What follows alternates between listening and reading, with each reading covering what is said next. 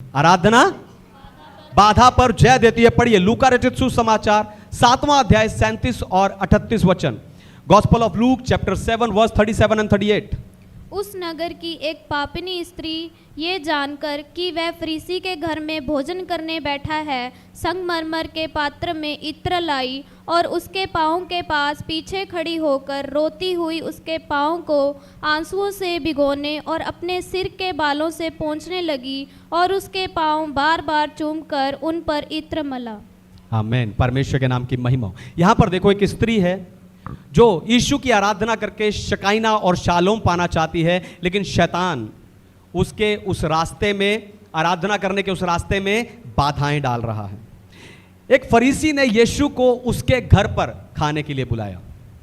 यह देखकर आपको अच्छा लग सकता है कि यह फरीसी अच्छा है, यीशु का विरोधी होने के बावजूद ये यीशु को अपने घर पर खाने के लिए बुला रहा है। पर आपको बताऊं, बुलाकर बिठाने के पीछे का मकसद खाना खिलाना नहीं है, पर बहस करना है। हालेलुया। क्योंकि इस फरीसी ने और फरीसियों को भी बुलाया हुआ था और इसने पूरी तैयारी की हुई थी कि जब यीशु मसीह आएगा हम वचन पर उस पर बहस करेंगे और उसे नीचा दिखाएंगे। इसीलिए तो जब यह स्त्री आई तो वहां बैठे अन्य फरीसियों ने कहा, अगर यह सच में भविष्यवक्ता होता तो जान लेता कि यह पापिन स्त्री है। हालेलुया। आपको बताऊं, जो लोग आपको पसंद नहीं करते, ध्यान सुनिए, जो लोग आपको पसंद नहीं करते वो उन लोगों के साथ आकर बैठने को और शामिल होने को भी तैयार हो जाते हैं, फिर चाहे उनके साथ बनती हो या नहीं। हालेलुया। तो यहां इस तरह के लोगों के बीच में यह स्त्री उस घर में आ गई। इस स्त्री ने सुना कि यीशु फरीसी के घर भोजन करने बैठा है और यह वहां पर पहुंच गई। यह स्त्री उस भोज में आमंत्रित नहीं थी, बिना बुलाए ये ऐसे लोगों के बीच में वहां पर पहुंच गई। यह स्त्री यीशु मसीह के पीछे आकर खड़ी हो गई और रोती रही। इसने आंसुओं से यीशु मसीह के पांव को धोया और अपने बालों से पोंछने लगी। बालों से क्यों? बालों से क्यों? क्योंकि पहला कुरिन्थियों की पत्री 11 अध्याय बताता है कि बाल स्त्री की महिमा है। यानी ये औरत अपने बालों से यीशु मसीह को महिमा दे रही थी। इसने कहा, प्रभु मेरा जो कुछ है वो सब तेरा है। मेरे बाल तेरे हैं, मेरे वरदान तेरे हैं, मेरे पैसे तेरे हैं, जो कुछ मेरा है प्रभु वो सब तेरा है। आपको बताऊं, जब आप यीशु मसीह को महिमा दोगे तभी आप उसे इत्र दे पाओगे। हालेलुया। उसने पहले महिमा दी, बाद में संगमरमर के पात्र को तोड़कर यीशु मसीह के पैरों पर इत्र मला। जब आप यीशु को महिमा दोगे तभी आप उसे इत्र दे पाओगे, क्योंकि आप परमेश्वर को तब तक आराधना नहीं दे सकते जब तक आप अपने आप को उसे नहीं दे देते। हालेलुया। दोबारा सुनिए, ध्यान सुनिए, आप परमेश्वर को आराधना तब तक नहीं दे सकते हो जब तक आप खुद को ही उसे दे नहीं देते। और अपने आप को उसे देने के लिए आपको अपने छोटे टैंक से, अपनी सोच के छोटे दायरे से बाहर आना होगा।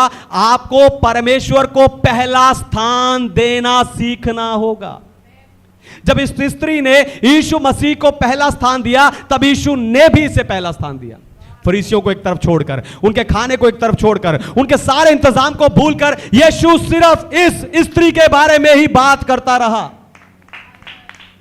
सिर्फ इस स्त्री के बारे में बात कर रहा था। तो इस स्त्री ने संगमरमर का पात्र तोड़कर यीशु मसीह को इत्र बलिदान के रूप में चढ़ाया। आपको भी अपने छोटे डिब्बे से या छोटे टैंक से या इस पात्र से आपको बाहर आना है। आपको कौन से डिब्बे से बाहर आना है? सबसे पहला आपको शर्म के डिब्बे से बाहर आना है। किस डिब्बे से? आपको शर्म के डिब्बे से बाहर आना है। सोचकर देखो, ऐसी जगह पर जाना जहां सबको आपके अतीत के बारे में पता हो, जहां सब जानते हो आपने क्या किया था, वहां जाना कैसा लगता है?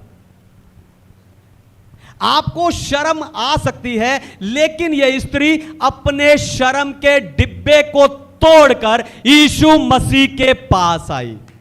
हालेलुया। यह स्त्री अपने शर्म के डिब्बे को तोड़कर यीशु मसीह के पास आई क्योंकि यह बदलना चाहती थी। हालेलुया। वहां कौन लोग हैं मेरा अतीत जानते हैं या नहीं, मैंने क्या किया वो जानते हैं नहीं, उसकी परवाह नहीं की। ये अपने शर्म के डिब्बे को तोड़ के वहां आई क्योंकि ये बदलना चाहती थी। आपको बताऊं, इससे पहले भी कई बार ये अपने गलत काम में, ये पापिन स्त्री है, कई बार अपने गलत काम में ये पकड़ी गई होगी, इससे शर्म भी आई होगी, लेकिन ये बदली नहीं। लेकिन अब की बार, हालेलुया, लेकिन अब की बार ये शर्म उसे परमेश्वर की ओर से आई, इसलिए वो बदलने के लिए तैयार हुई।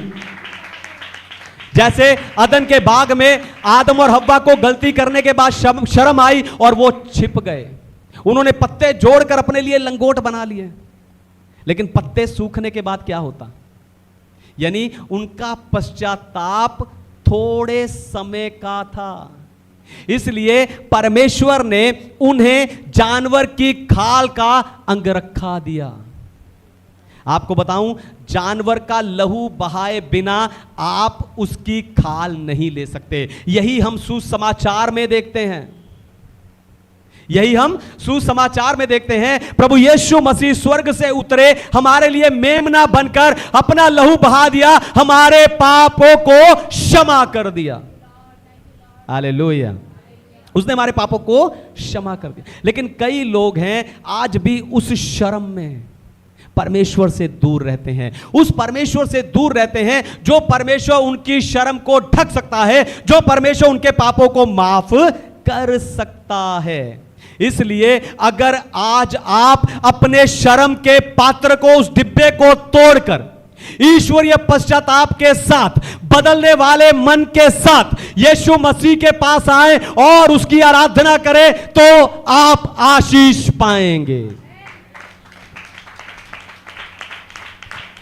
आपको स्वार्थीपन के डिब्बे से बाहर आना है। आपको पहला शर्म का डिब्बा, शर्म का पात्र, दूसरा स्वार्थीपन के डिब्बे से बाहर आना है। जब आप यह सोचकर कि दूसरे क्या सोचेंगे, ध्यान सुनिए, जब आप यह सोचकर कि दूसरे क्या सोचेंगे परमेश्वर को वो नहीं देते जिसके वो योग्य है, तो आप अपने स्वार्थीपन को दिखाते हैं। हालेलुया। परमेश्वर आप स्तुति के योग्य है, लेकिन दूसरे क्या सोचेंगे यह सोचकर मैं आपको स्तुति, महिमा, आराधना नहीं देता। यह स्वार्थीपन है। सोचकर देखो, वो विधवा जिसके पास 2 दमड़ियां, 2 तांबे के सिक्के थे, अगर वो ये सोचकर रुक जाती और भंडार में जाकर उन 2 सिक्कों को शर्म के मारे नहीं डालती कि लोग क्या सोचेंगे, तो क्या वो यीशु से तारीफ को पाती? हालेलुया। उसने उस शर्म के डिब्बे को तोड़ा और वो 2 दमड़ियां भी जाकर उसने भंडार में डाल दिया। ऐसे ही एक बार, हालेलुया, ऐसे ही एक बार अपने स्वार्थीपन के डिब्बे से बाहर आकर परमेश्वर की आराधना करके देखो, सारा चर्च इत्र की खुशबू की तरह महक उठेगा, महक उठेगा। दर्शकों के डिब्बे से बाहर आना है। किसके डिब्बे से? दर्शकों के डिब्बे से। देखने वाले दर्शक, दर्शकों के डिब्बे से बाहर आना है। जिस अतीत से यह स्त्री छिपती फिर रही थी, उसी अतीत को इस्तेमाल करके यीशु मसीह ने इसे इसके अतीत से छुड़ाया। हालेलुया। दोबारा सुन, ध्यान सुनिए। जिस अतीत से यह स्त्री छिपती फिर रही थी, उसी अतीत को इस्तेमाल करके यीशु मसीह ने इसे इसके अतीत से छुड़ाया। अतीत छुपाने से नहीं बदलता, ध्यान सुनिए।